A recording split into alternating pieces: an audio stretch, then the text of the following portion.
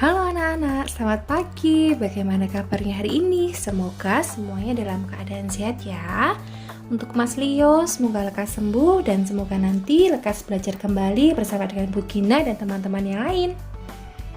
Anak-anak, sebelum kita memulai pembelajaran kita hari ini, alangkah baiknya kita berdoa terlebih dahulu.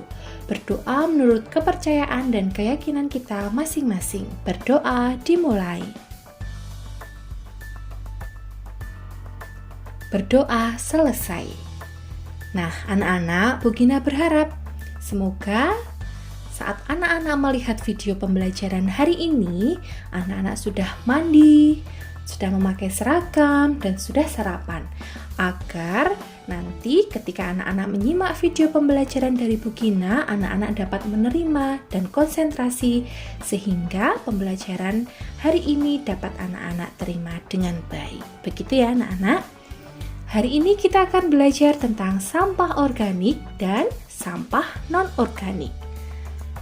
Nah, sebelum kita masuk ke pembelajaran, Bu Gina mau memberikan 3 kata ajaib untuk anak-anak. Apa aja ya 3 kata ajaib itu? Nanti anak-anak ingat ya. Yang pertama adalah kata tolong. Jadi, ketika anak-anak membutuhkan bantuan, anak-anak harus ucapkan kata tolong. Dan jangan lupa untuk menggunakan bahasa yang santun dan bahasa yang halus. Kemudian yang kedua ada kata maaf. Silahkan menggunakan kata maaf ketika anak-anak secara sengaja ataupun secara tidak sengaja melakukan kesalahan. Dan yang ketiga, jangan lupa untuk mengucapkan kata terima kasih ketika anak-anak sudah mendapatkan pertolongan ataupun bantuan. Anak-anak harus ingat ya 3 kata ajaib yang sudah Bu Gina berikan untuk anak-anak. Nah, sekarang anak-anak harus mencermati dan menyimak cerita dari Bu Gina. Judulnya Kerja Bakti. Lihat nih gambarnya. Hari ini Edo bekerja bakti di jalan depan rumah bersama dengan ayah dan para tetangga. Mereka membersihkan selokan agar air dapat mengalir. Air yang tergenang berbau tidak sedap dan menjadi tempat sarang nyamuk. Sampah dikumpulkan kemudian dipisah menjadi sampah organik dan non-organik. Setelah selesai bekerja bakti, Edo mencuci tangan pakai sabun, kemudian bermain bersama teman-temannya di lapangan.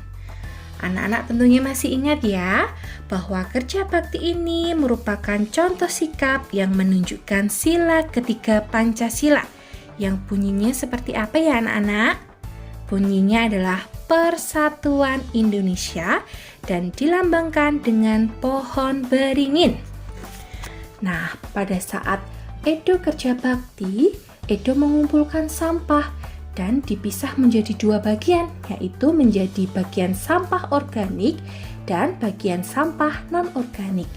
Apakah anak-anak sudah ada yang tahu sampah organik itu apa dan sampah non-organik itu apa ya?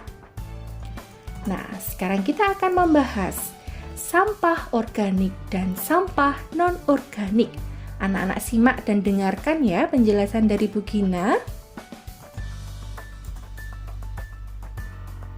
Sampah organik dan non-organik merupakan 2 jenis sampah yang berasal dari sumber berbeda, sehingga keduanya memiliki cara pengolahan yang juga berbeda. Sampah organik adalah jenis sampah yang mudah terurai, sedangkan sampah non-organik atau anorganik sangat sulit sekali untuk terurai. Bahkan ada beberapa jenis yang membutuhkan waktu hingga 500 tahun untuk terurai sepenuhnya. Lama sekali kan anak-anak? Memisahkan dan mengelola sampah organik dan non-organik sangat perlu dilakukan. Hal ini juga dapat berpengaruh dalam upaya untuk menjaga kelestarian lingkungan hidup. Nah, apa aja sih contoh sampah organik itu?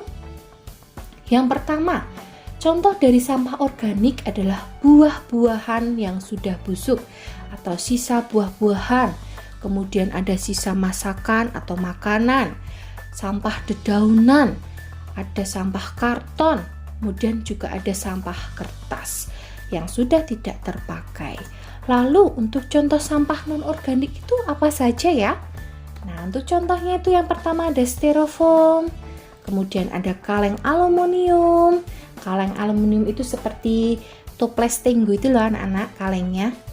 Kemudian ada kemasan plastik seperti botol minum yang aqua, botol minum fresh tea, itu termasuk kemasan plastik ya.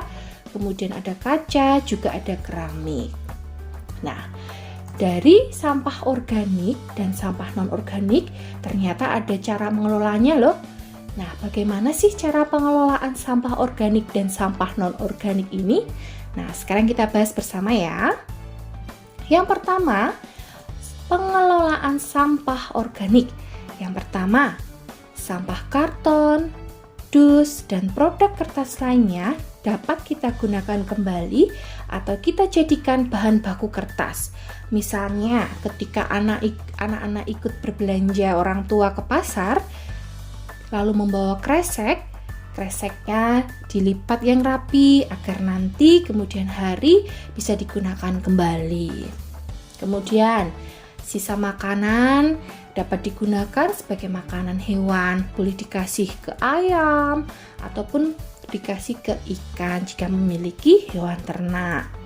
Kemudian, sampah organik juga dapat diolah loh menjadi pupuk kompos. Bisa menjadi pupuk untuk tanaman. Nah, cara-cara di atas juga dapat menjaga lingkungan menjadi lebih bersih dan aman. Lalu, untuk pengelolaan sampah non-organik itu seperti apa ya dan bagaimana? Nah, untuk pengelolaan sampah non-organik, silahkan memilah sampah yang dapat digunakan kembali. Misalnya, toples bekas. Misalnya adalah toples bekas selai dapat kita jadikan tempat pensil atau tempat penyimpanan bahan makanan lain. Kemudian, pisahkan sampah non-organik berdasarkan jenisnya dan salurkan atau buang melalui pemulung atau bank sampah yang tersedia.